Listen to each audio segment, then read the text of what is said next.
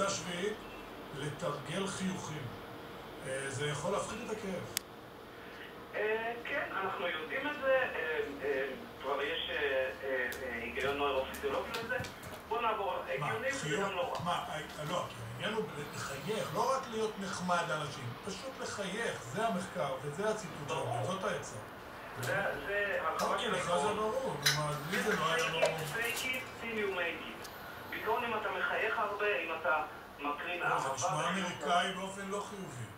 כן, תראה, בעיקרון זה מאושש אמפירית, אבל אני רוצה להגיד משהו כללית על כל הרשימה הזאת. אז רגע, לכן אני... אתה דוחק בי לסיים, הבנתי. תכננו טיול, אבל אל תצאו אליו. זה נכון. כל עוד אתה מתכנן, זה באמת כיף. כי בעצם הם מבינים שהרגש הכי מענק זה הציפייה.